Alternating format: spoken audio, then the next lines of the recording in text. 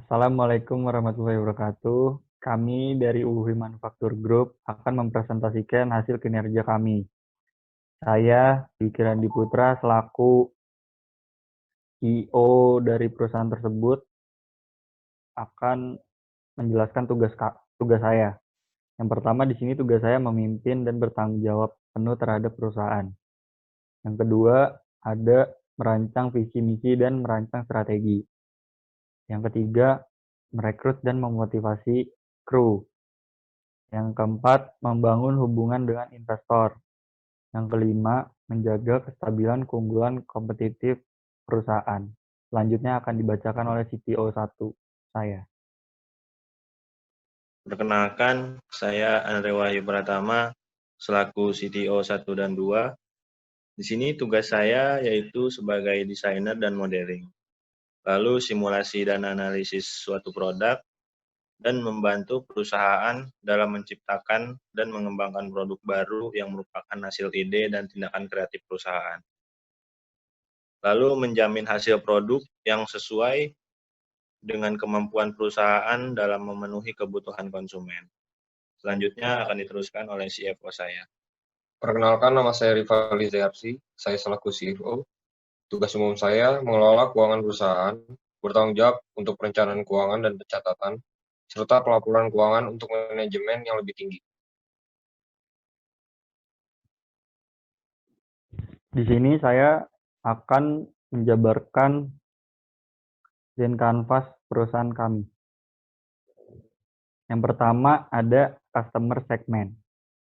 Di customer segment ini yang harus kamu miliki dalam memulai bisnis model kanvas ini adalah menentukan segmen pelanggan mana yang akan menjadi target bisnis kamu. Contohnya ada 2 stasiun televisi yang menyajikan 2 acara berbeda. Untuk memenuhi segmen pelanggan yang berbeda, warung makan dengan warung makanan sehari-hari untuk mahasiswa dan karyawan, atau untuk e-commerce yang berkembang sekarang ini. Customer segment mencakupi si penjual barang dan pembeli suatu dengan kebutuhan. Yang kedua di sini ada value proposition. Value ini merupakan penjelasan dan rincian dari keunggulan produk. Apa saja sebenarnya poin-poin yang bisa mendatangkan manfaat yang ditawarkan perusahaan bagi target pelanggannya? Hal ini menjadi kesempatan bagi kamu untuk menjabarkan kekuatan dan keunggulan yang membedakan bisnis kamu dengan bisnis yang lain, atau keunikan usaha kamu. Yang ketiga di sini ada channel. Channel atau alat pemasaran yang tepat, kamu baru bisa menyampaikan value proposition kepada customer segment. Jadi kamu bisa memulai memikirkan channel yang kamu mau gunakan dengan baik, karena penentuan channel adalah salah satu elemen penting bagi keberhasilan suatu bisnis. Misal, kamu bisa memasarkan bisnis kamu lewat media sosial, brosur, website, dan lain-lainnya. Selanjutnya akan dibacakan. Selanjutnya ada revenue stream. Revenue stream ini merupakan bagian yang paling vital, di mana perusahaan atau usaha memperoleh pendapatan dari pelanggan. Elemen ini harus dikelola semaksimal mungkin untuk meningkatkan pendapatan bisnis. Jangan sampai ada bahan baku, produk, atau kinerja yang tidak dimanfaatkan secara maksimal untuk mendatangkan keuntungan yang besar. Selanjutnya ada key research. Key research atau sumber daya ini merupakan elemen dalam bisnis model kanvas yang berisikan daftar sumber daya yang sebaiknya direncanakan dan dimiliki perusahaan. Tujuannya adalah untuk mewujudkan value proposition mereka. Semua jenis sumber daya, mulai dari pengelola bahan baku, penataan sumber daya manusia, dan penataan proses operasional, harus diperhatikan saat membuat model bisnis ini. Sebab hal ini akan berdampak pada jangka panjang di bisnis kamu. Selanjutnya adalah customer relationship. Pastinya pelanggan menjadi hal yang sangat krusial dalam bisnis, terutama pelanggan setia atau loyal. Untuk terus mendapatkan pelanggan yang loyal, perusahaan harus menjalin ikatan dengan pelanggannya secara intens.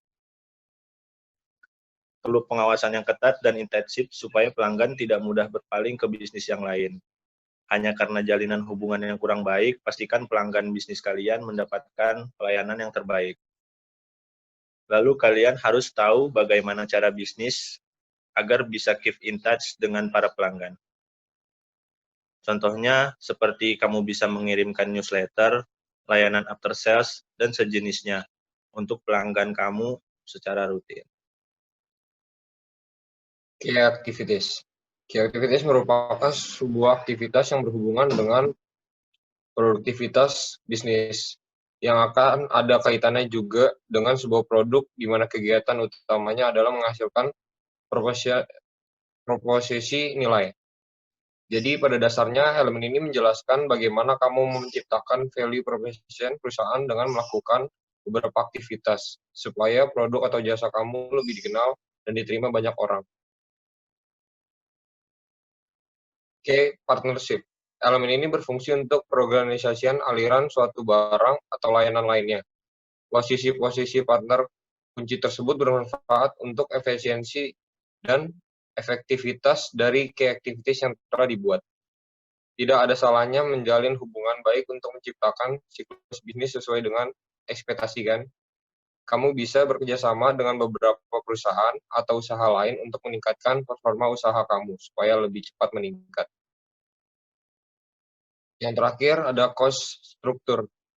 Elemen terakhir ini juga tidak kalah penting dengan kedelapan elemen lainnya, yaitu struktur pembiayaan bisnis atau cost struktur. Pengelolaan biaya secara efisien akan membuat bisnis yang dijalani menjadi lebih hemat dan bisa meminimalkan risiko kerugian.